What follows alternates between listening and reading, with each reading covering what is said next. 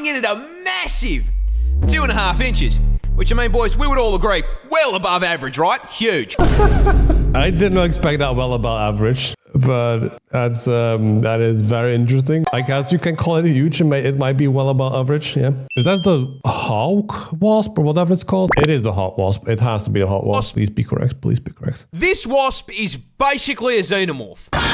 Introducing the tarantula hawk. Okay, close enough. It's a hawk wasp, but it's the tarantula hawk wasp. Okay, I was close enough. Okay, I was very, very close. Wasp, possibly one of the most nightmare-inducing insects on the planet. And the reason it's such a threat to your mental health is because its hunting and reproduction strategy is ripped straight from Ellen. Yep, that's why it's called a xenomorph. Never mind. Yep, it basically just stings you, then puts an egg in you, and then it eats you inside out. Ripley's autobiography.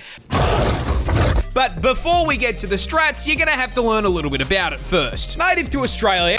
Of course, it's native to Australia. Got it. Because of course it fucking is. This fucker is the largest wasp on the planet. Coming in at a massive 2.5 inches. Wait, as a wasp, that is actually quite big. I was going to say that's not really big, but as a wasp, it's actually quite big, 2.5 inch. Which, I mean, boys, we would all agree, well above average, right? Huge. I did not expect that well above average, but that is very interesting. I guess you can call it huge. It might be well above average, yeah. The most effective 2 inches has ever been because it has the second most painful sting of any. Oh, I remember now where I remembered the tarantula hawk form. I'm pretty sure. What is his name again? Oh, Wild Brave. It's Wild Brave. Wild Brave. Brave Wilderness. Close enough. Yes. I remember him getting himself stung by a tarantula wasp. I've watched Brave Wilderness for a long time. But I remember Coyote, or the name is Coyote Peterson, getting stung by a tarantula hawk wasp. That's where I remember seeing the tarantula hawk. Insect on the planet. Coming in just... The moment, literally, I did not expect it. The moment I thought about Coyote Peterson, he literally shows the video I've watched. That is insane. Okay, I didn't expect that. Barely behind the bullet ant. Pack and a half-inch stinger with a potent venom that has been... I would not want to get stung by that, by the way. The fact Coyote Peterson has been doing these things is crazy. He's like an amazing person. I would not be able to do this. Maybe next time I should react to a Coyote Peterson video. Because I do watch those videos as well. Described as blinding, debilitating, I can't move my arm, and electric.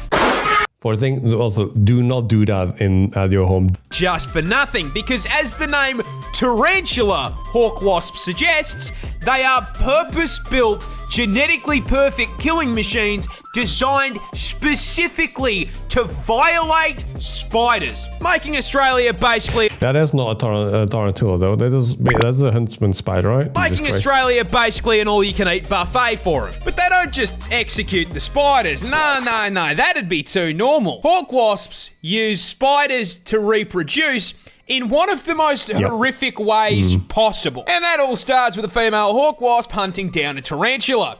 As the buff bulking spider... So they do hunt down tarantula, okay. ...takes a wrong turn down a dark alley, the hawk wasp... noticing the 8 sets of TNs on his feet, proceeds to fucking jump him. What a Markiplier video of him jumping you. Flying down from above to land a sting into the spider's abdomen, instantly and permanently paralyzing it. The Bug Harbor Butcher then proceeds to drag the still wait. Permanently? That's crazy. And aware spider into an isolated kill room, which is where the fucked up part really begins. Because our wasp isn't hungry, it's pregnant, and proceeds to lay its egg on the paralyzed spider's abdomen. After about 3 to 4 days, that egg hatches into a larvae. A very, very hungry larvae. Fortunately, there's a whole bunch of fresh fruit right here underneath them. That food being the still paralyzed, still very conscious and aware spider. The larvae burrows into the spider's abdomen and gets to work converting it into a KFC family bucket, consuming it from the inside out, purposely avoiding vital organs to keep the food nice and fresh. After it's done consuming... Bro, I'd imagine that happening to you. Like, getting eaten from inside out, but actually staying alive, perfectly alive, so you can... That is also, I would go insane if that happens. A living being, the larvae breaks forth from the demolished corpse like a fucking chest burster and fucks off to continue the generational arachnid violation. Anywho, good luck getting any sleep tonight. I will probably sleep tonight because that doesn't affect me, but holy shit, that is crazy. Scientists just discovered a new fish. Looks fucking ridiculous. Does look ridiculous to me. I mean, it's just a ribbly fish, I guess. No, whatever. It has texture, basically. Is the bumpy snailfish. Can they not give it a better name? Species found off the coast of California. What makes this absolute specimen stick out is that it's a deep sea fish found at a depth of 3 kilometers. And I am here to tell you exactly why. Because once God finished building this thing, he took a step back, looked at it, realized exactly how fucking chopped it was, and punted that thing into the depths of the ocean where no one would ever see it again. Be free! However, thanks to the hubris of mankind, here before us today, to take the piss out of. Mate. Look at the top of his head! I like this fish. A little bit texture, but I do like it. I mean, fucking look at it. It is a profoundly unserious creature. Oh my God. I do not think a single fucking thought That poor fish, though. ever spawned behind those eyes. Not thoughts have empty, goddammit. Not to mention the fit on it.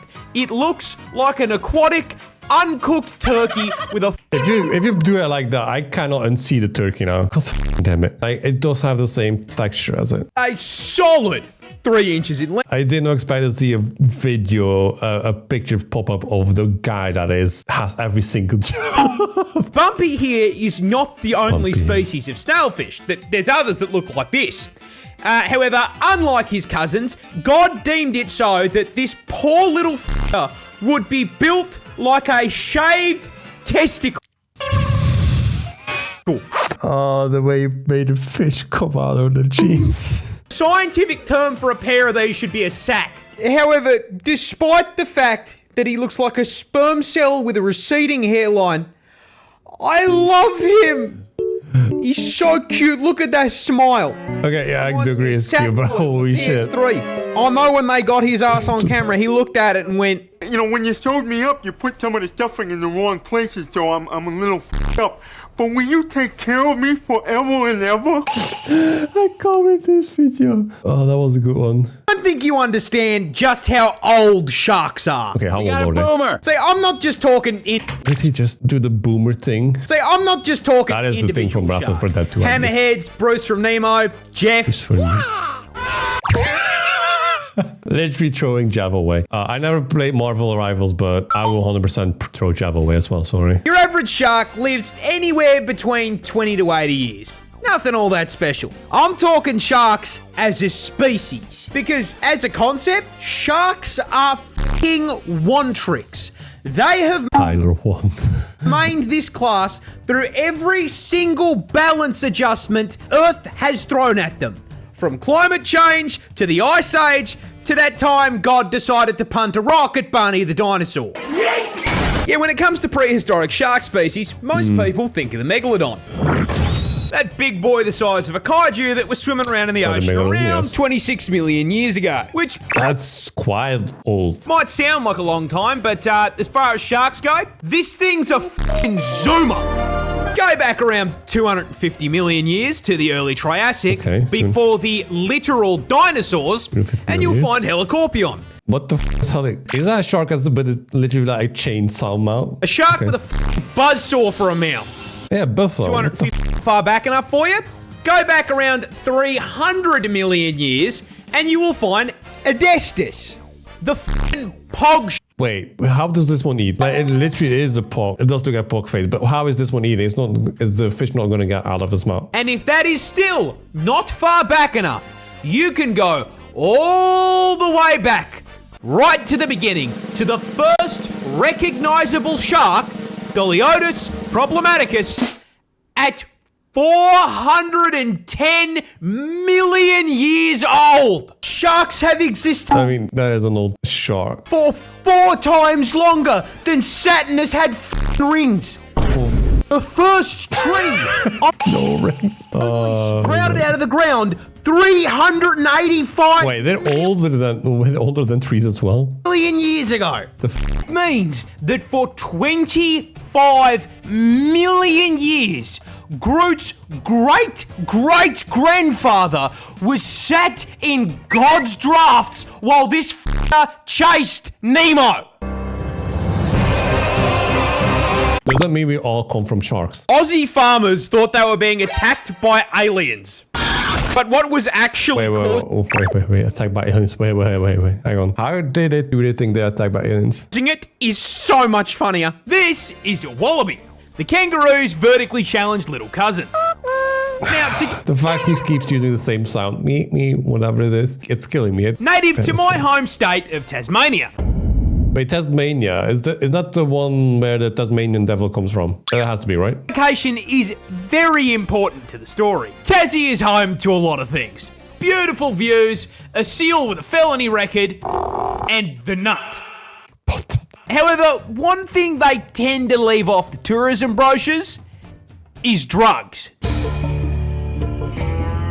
Tasmania is the world's largest exporter of legal opium. Oh, legal opium, baby, like the copium. We know where to go then. Ingredient in opioid painkillers like morphine, with this one tiny island producing 50% of global supply. Wait. Oh, 50% is a lot though. Opium comes from poppy milk, and to get poppy milk, you need to milk poppies.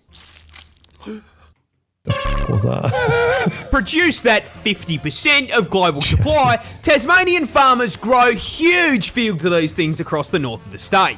However, because throwing these flowers into a crafting table gives you narcotics, these fields are legally required to be under extremely tight security, which is why these same poppy farmers became extremely confused when crop circles showed up in the plant equivalent of a Town Hall 9 Clash of Clans base.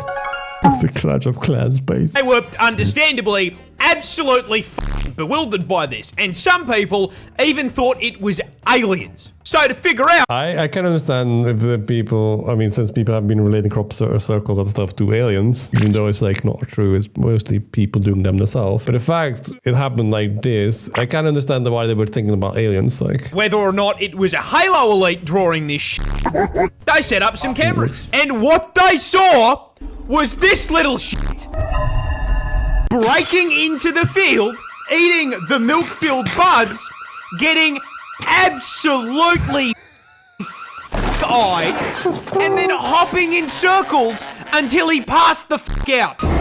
They thought the Covenant were invading, and it was a drink-driving wallaby. Wait, it was actually the wallaby that literally entered, ate some of the poppies, and then literally got fucking narcotic. Oh my god. Jesus Christ, that is crazy.